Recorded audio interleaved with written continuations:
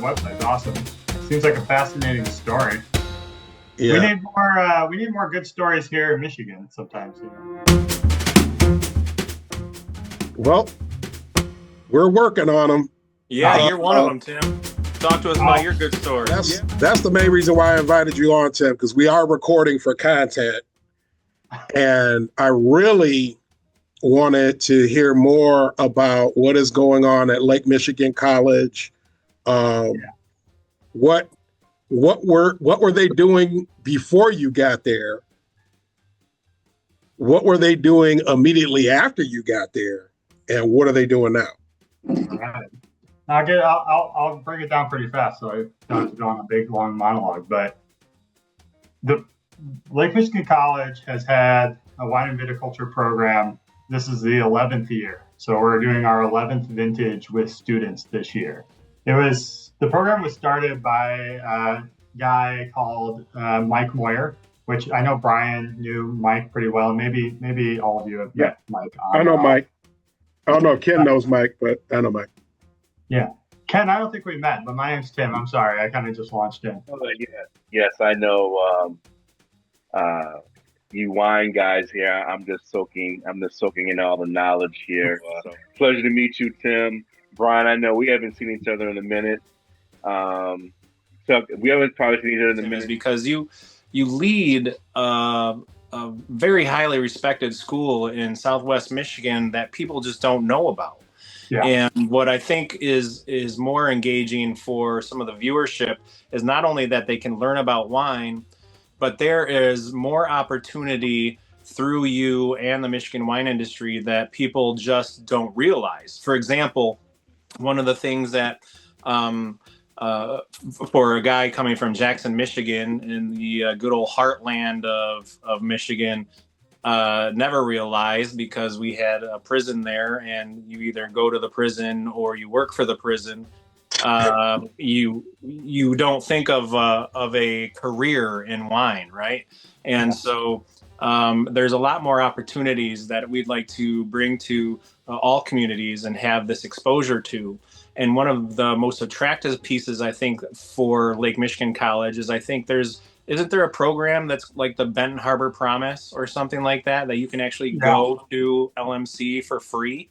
Yeah, well, there's the new saying is if you're paying to go to a community college, you didn't do it right. There's too many programs that fund community college. So the Governor Whitmer, one of her programs has been the Community College Guarantee. Big grits. We ain't even about to stress. We got big grits. which was community college education paid for by the state. And that was for people directly out of high school, which is, a group that we can educate in wine. Fascinatingly, well, I think it's an interesting tidbit. As part of our program, students take a 2-semester progression that we call Wines of the World.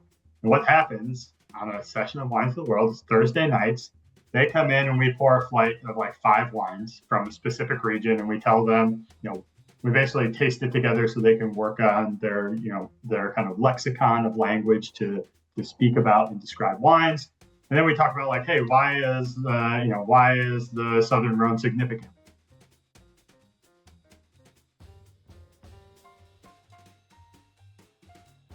Well, it's blends of Grenache, Syrah, Mourvedre, and this is what they can taste like, and maybe this is what one from Australia tastes like. So by the time students go through this 2-course progression, they've tasted at least 150 of the standard wines of the world. And written into Michigan state law, there is an exemption if you're under the age of 21, but you're under the supervision of somebody in an accredited program, you can consume under the age of 21. And I bring this up because I have 18-year-olds who turn 19, and they've tasted more of the greatest wines in the world than I did when I was like 30. Wow. It's just a testament to what experience, when you talk about like people don't know much about the wine world, or they don't know much about what opportunity is there.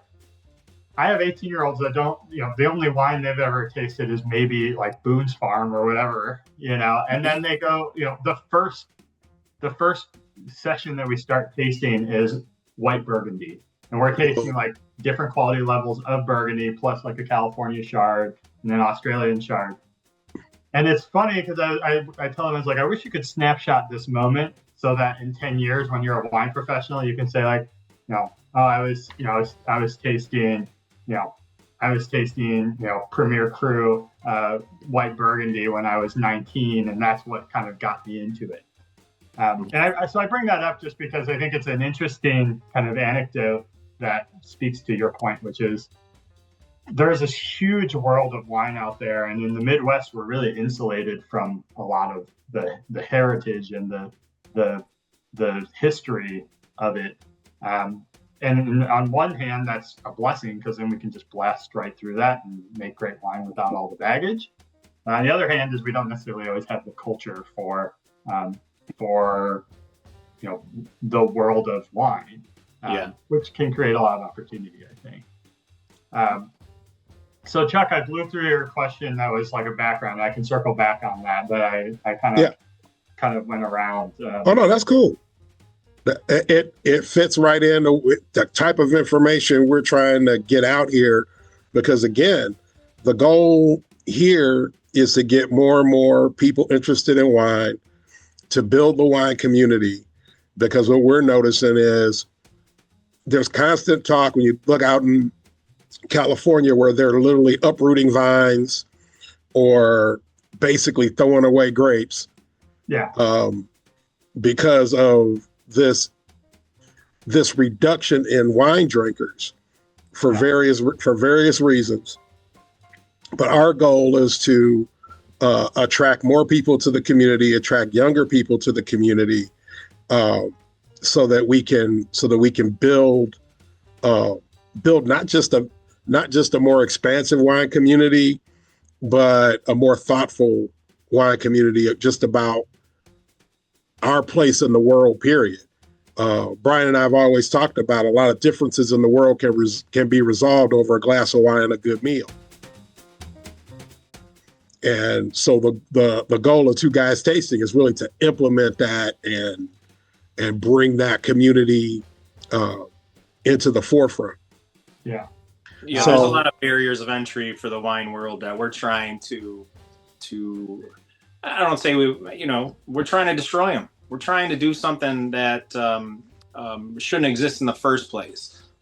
Chuck and Ken have heard me say this for years. It should be on the table next to salt and pepper. It's one of those things that at one time was part of just the understood piece of the meal, right? You're going to bring your pitcher of wine, you're going to bring your fork, and you're going to bring the food to the table, and that's the way you're going to enjoy it.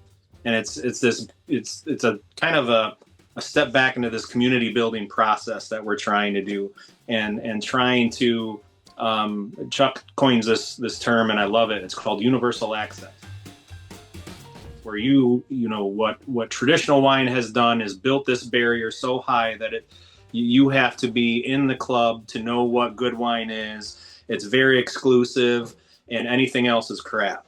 Well, it doesn't need to be that way. And if you like it, you might as well have it. So that's why we're bringing you to the picture, because I think you are an integral piece to this, to explain what opportunities are available in the wine industry, especially in Michigan, and how a route or a path for people to get there, and not only and think of it as a career, but as a lifestyle. Sure. Yeah. So I mean, to kind of segue back into the academic program that I have the pleasure of running now was a response to this need for talent in the Michigan wine industry, and it landed in Southwest Michigan. I mean, mostly because there was a lot of energy to put it there, and I know there was also a lot of interest in moving something up north, which is a whole different story that we can talk about, bridging that gap between northern Michigan and Southwest Michigan. But like right off the bat, the goal was to fill the cellars and the tasting rooms and the vineyards with people that knew, were somewhat trained. We do that in an associate's degree program. So in about 18 to 24 months, the goal is to be able to take somebody from 0 to 1, is what I say. It's like we're trying to get them from, most of the time they have zero or little knowledge about the wine industry. We're just trying to get them to a point where they can self-direct in whatever direction they want to go. So that is because wine means so many different things to different people. I think of, I get people that come and they're like, look, I want to make wine to make money, which is a different way than making wine to, I would say, you don't always go into making wine to just make money. There's the soul of it, the heart of it, the connection to the land. But we deal with all those folks. We have people that come to our program because they want to get really good at making hard cider, which is another fermented product that is adjacent to white winemaking. The first 10 years, I think, were just defined by getting established and kind of setting that baseline. And down here, at least, like our students are in all the wineries. They all the way up to they own some of the wineries. The next 10 years is about creating that opportunity across the whole Great Lakes region. It's about taking what works with what we do, which is this amazing facility that we have. That hopefully, if we can greenlight the show, you could come check it out. It's one of a kind in the Midwest. We have a full-scale commercial teaching winery with all the best technology in it, so that our students are learning like real commercial winemaking skills. So that's kind of been my vision as I came in. I came in largely in like a supporting role as the enology instructor, and I ran the winery with the students. But as I've come into the director role, it's really been like, hey, how do we take what we're doing here and get it across the entire, I say Michigan, but I really think the Great Lakes region, like Wisconsin, Illinois, Indiana, Ohio, Michigan. Like, how do we elevate everybody's wine quality? And it's about making wine education accessible and bringing it to them in ways that they want to learn.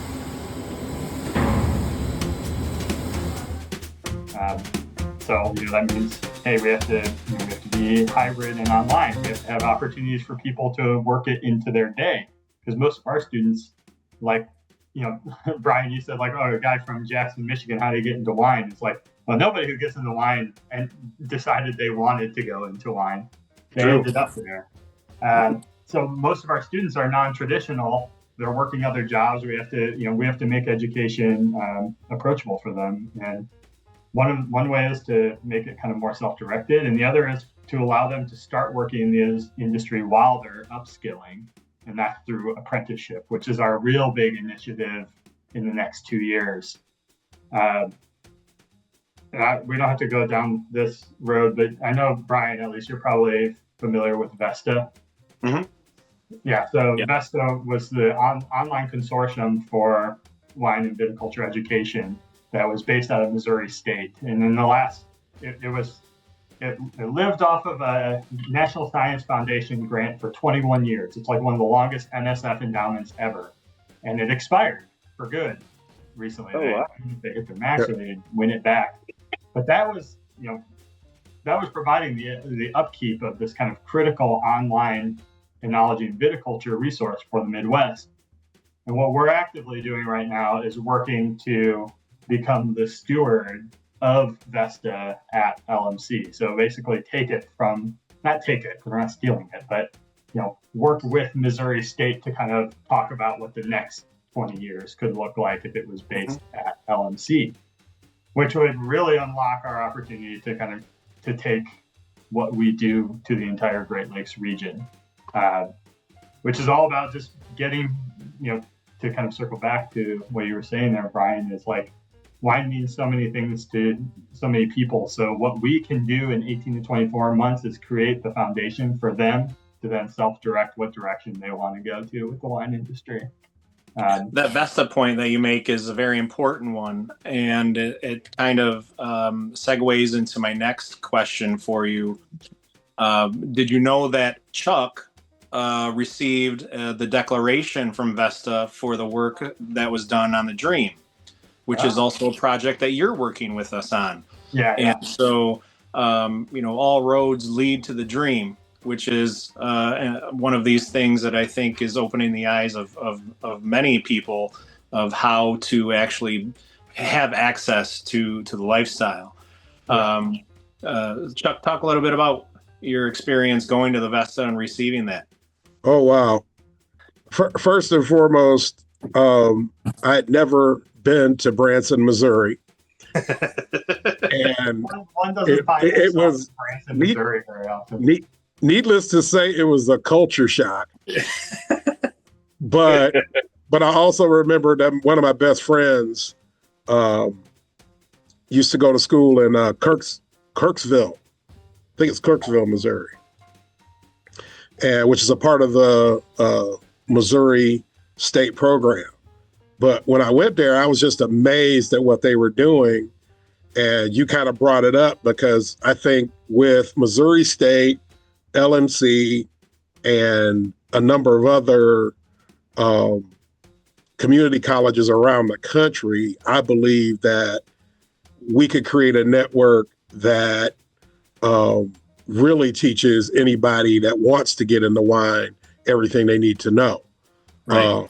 But the Dream aspect of it was I went there and I had a couple of bottles shipped of the Dream to pour at the event, and they barely made it because every night we had a hospitality and everybody got to showcase their wines, all the different winemakers that came in, and all the different regions got to pour wine. So when we were pouring the Dream, they were just amazed by it.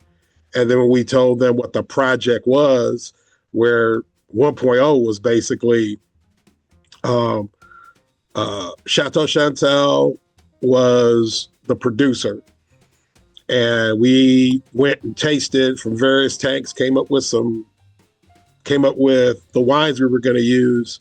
And then this was all basically done during COVID. So we had everybody meet online initially to taste it, figure out which wines we were going to use in the blend. Then we had a second online meeting where we did the blending of the wine.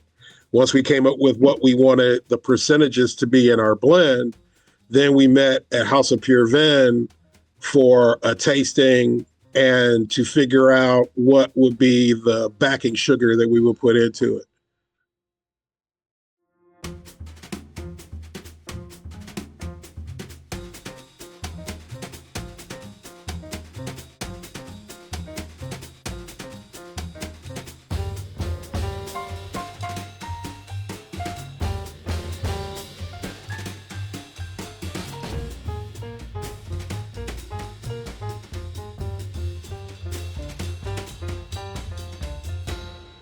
And so basically, Brian Lilly and Brian Hosmer came down with our blend at different percentages of backing sweetening, and the group decided, what that was going to be. Well, you can't tell the story without mentioning Drew Ryan wines. They were a big component of it as well. Most definitely, Drew Ryan. I've got to mention Drew Ryan. I've got to mention Norvell Molex, who created our label. So this was truly a collaborative effort. Yes. Yeah.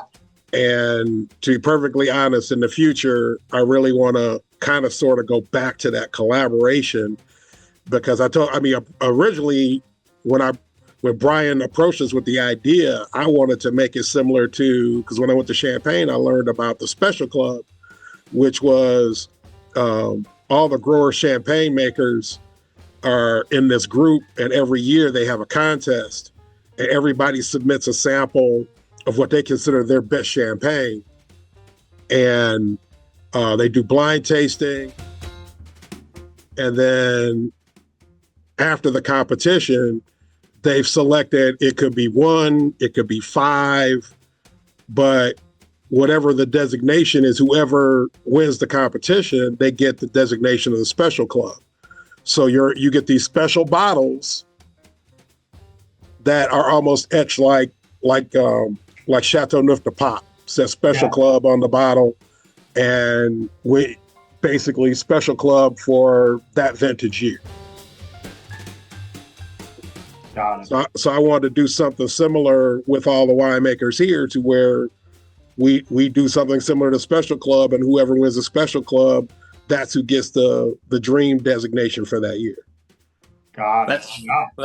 That's where your wine comes in and fits to that piece of the puzzle, Tim. Is that your wine was actually, under my impression, is the same collaborative type effort, because it was made by your students. Yeah. And so they had the ability to collaborate on what type of wine they determined to make. Why don't you tell us a little bit about it? Yeah, well, I'm inspired more from some of these stories than what we did. I think it's been a long journey because of the change of guard at the college. So the wine that we gave you started before I was really. I mean, I made it and led the students through it, but I wasn't really part of the vision with it. But we were kind of, at the time we were tasked, or what the information I got from Michael was like, hey, we're going to make this. We're going to make this traditional method sparkling for Michigan Wine Collaborative, the dream, and he kind of gave me the one sheet of it, and we were like, okay, well, let's see what we've got, because at that point we were already kind of in. I mean, we'd already started making wine for the year. So what we ended up with on our dream project was we had direct pressed Cabernet Franc that was, essentially came off as like a Brut Rosé.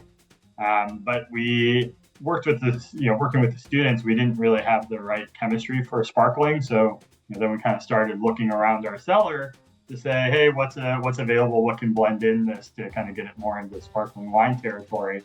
And we work with some hybrids every year, because hybrid winemaking is undeniably a part of the Midwest wine experience. I think it's great when you can grow vinifera, but when I mention things like Wisconsin and Illinois, Indiana, Ohio, they're not growing a lot of vinifera. So we have to teach people how to make hybrid wines as well. One of the curses or benefits, depending on how you look at it, is hybrid wines have a ton of acid. So we were able to take this Traminette wine that we had and blend that down into the Cab Franc in order to get the chemistry more sparkling wine friendly. Then from there, it's traditional method. So it's all about tirage, which is the aging on the lees. And we would taste it with students at a regular increment, and kind of use in that Wines of the World class that I described. There's always a couple sparkling wine sections, so we bring in the tirage bottle and say, like, okay, like this is a champagne, this is a prosecco, this is a cava, this is our dream, or this is the wine that we had made. and we kind of tasted it to see how it stacked up.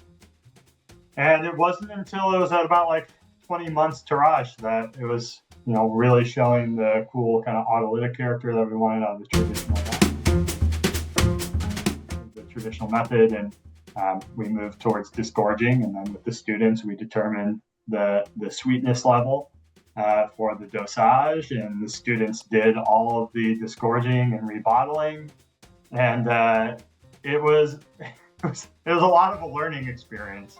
For them, I mean, especially because they don't know anything about that, but from our perspective too, we're trying to make something special out of something that was almost kind of a delayed decision.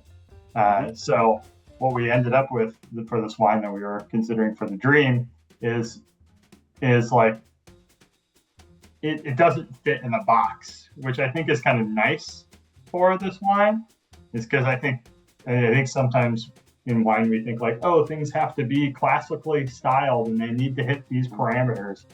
But then what we have in the Midwest and in Michigan that is our benefit is diversity. So like we can grow anything. There aren't like restrictive rules, so we just need to make stuff that tastes good. And I think that's also kind of at the heart of what we're trying to do is like, hey man, this wine doesn't really fit any sort of classic style, but it tastes great and people love it, and the students made it. So I think it checked all the boxes for us. Ken, so you are I think, what was it? 3 of these things belong together. So, yeah. What's that song? One of these things is not like the other. What? That's it. What are you thinking right now with all this wine talk? What kind of questions you got? Because we're trying to appeal outside of this wine jargon base. So when you hear some of this discussion, what are some of the questions that pop in your mind? I guess my first question would be for someone who is not that well-versed in wine, but they want to kind of pick it up a notch with wine, but they don't know what kind of wine they want to, they want to have at their party. What would be a good, I say maybe like entry wine, but for someone who was kind of like me, back in the day, who didn't know anything about wine, but they want to get into it, what would be like some good entry points or some good, I say, like entry wines to consider for their consumption? Yeah, well, big question.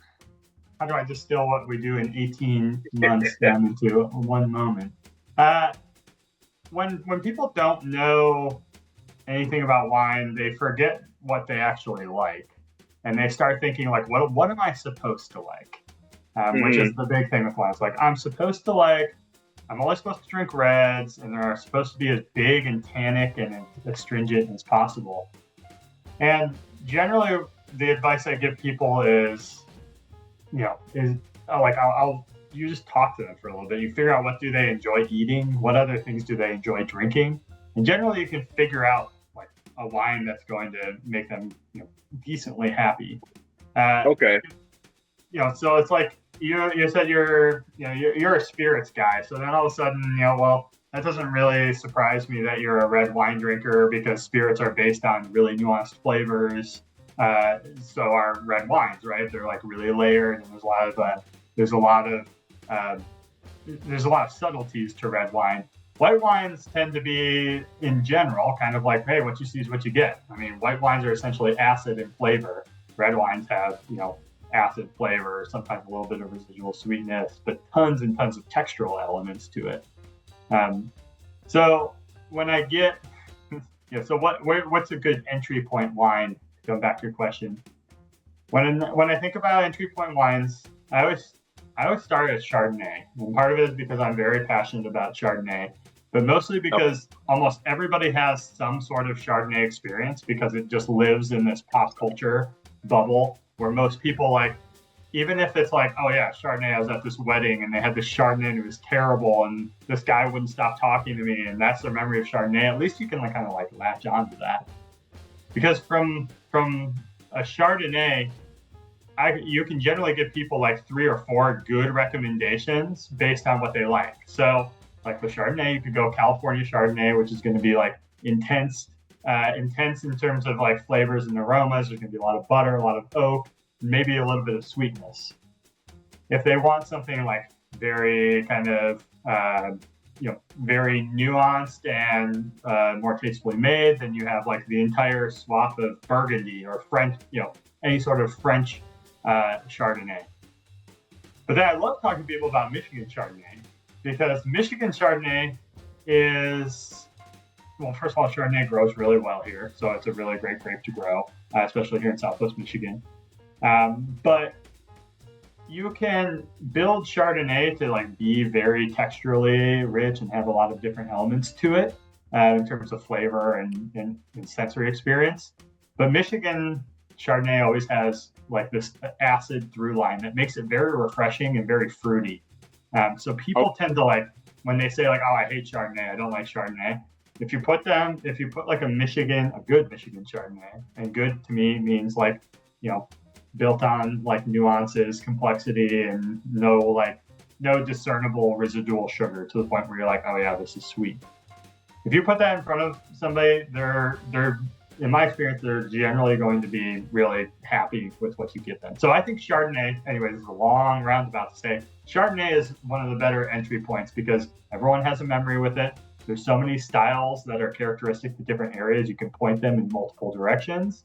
And then they can kind of experiment themselves a little bit and say like, well, Tim said I was going to like this, but he was definitely wrong because I don't like this. Maybe I should try this one that he said.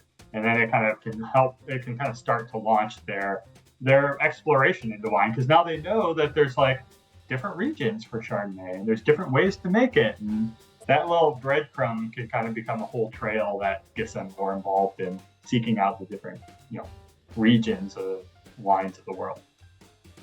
Chuck, what do you got? Let me ask this follow-up question, Tim. Mr. Reporter Ken here. He's got a follow-up question. It's on the White House floor. Well, what we think about it was you were talking about taste buds. So is it easier to find a wine that you like based off of maybe a specific food that you can pair it with? For example, I'm always throwing like, when me, Chuck, and Brian talk, because between the three of us, I'm basically a student here of wine. So I'm always throwing like darts on a dartboard in our group chat saying, what's a good one to pair with? And I'll just throw anything like food out there, like what's a good wine pairing with like hamburgers or French fries, or what's a good wine pairing was the first one, and champagne was the second one, and you can kind of do it live. But that's the type of stuff that's very important, Ken, because I think that makes wine more approachable, right? Because people are not going to sit down and have some, maybe they'll sit down and have a fillet, but are they going to have a charcuterie, or what's the salmon and bread? What do they call that? Anyway, the way to make it approachable is bringing in everyday components and having the ability to make it approachable. So it's a very, very important point that you're making. Yeah. I think what I want to hear is, Chuck, what's your intro wine?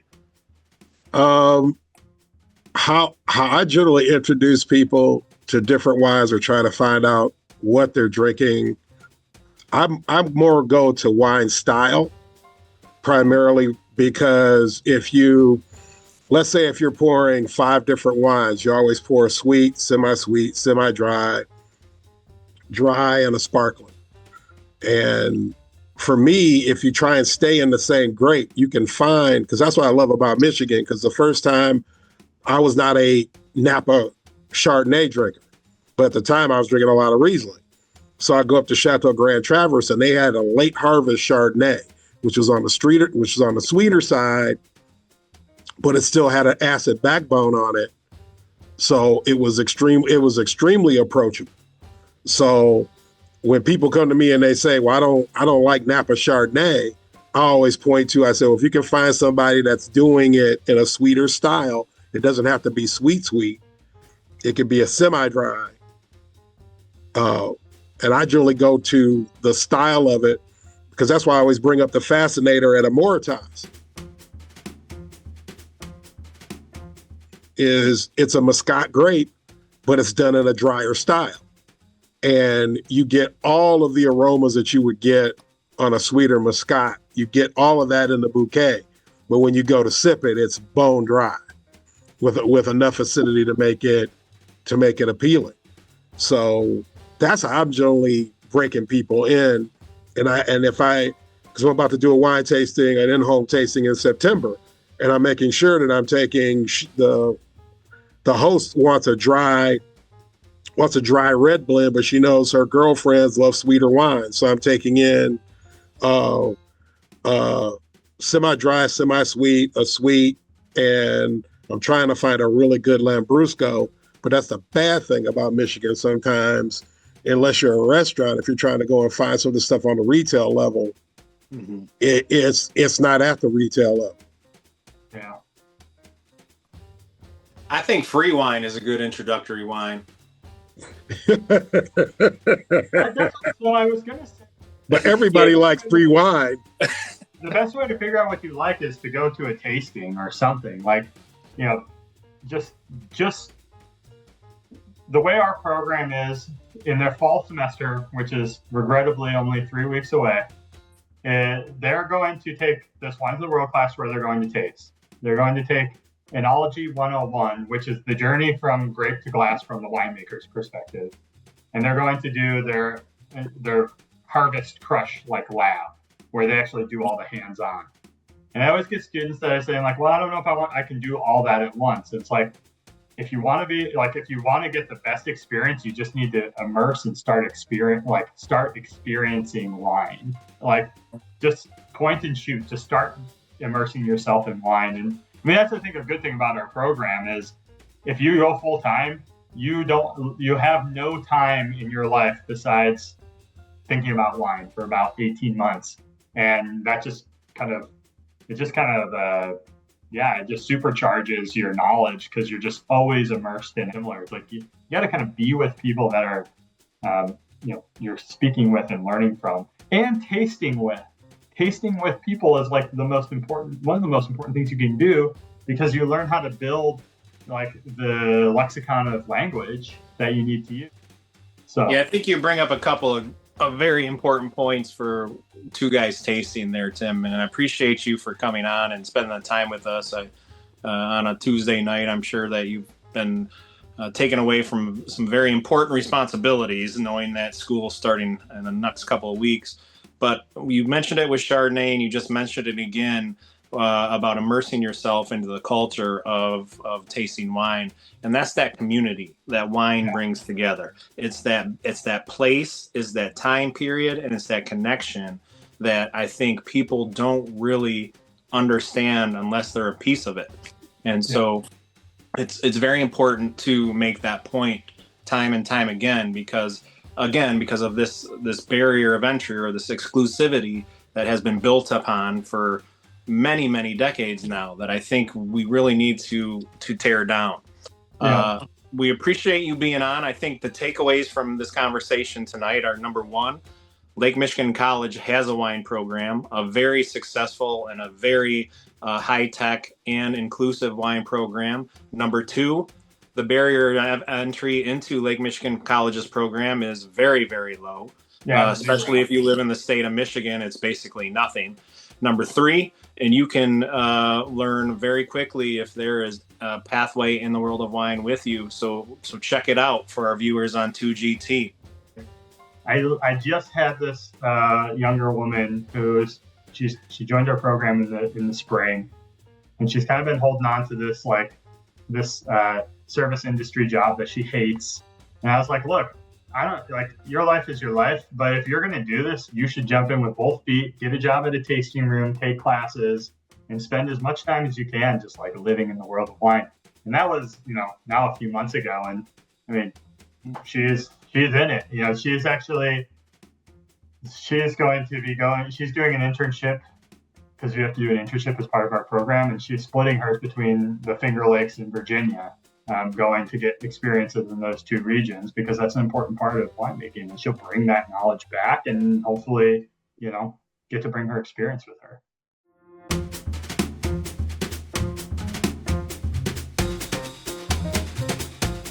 Cooper Talk tasting before. So I ended up sampling about 10 different wines. Like this, and I didn't think they had that many because of all the wine tastings I've been to.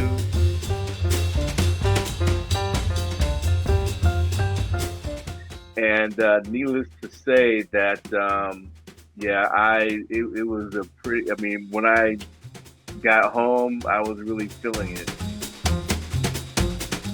Yeah. That's why we made it to 5, Ken. First rule, Ken. If you're gonna taste 4 wines, I always recommend that people after the second wine, you're swirling and spinning. Wine council tasting at the Rattlesnake. When you have table after table after table after table after table, and everybody's got 10 wines. And I literally I took an extra hour with my lunch at work, and I was a half an hour late because I had to sit in the parking lot and sober the fuck up.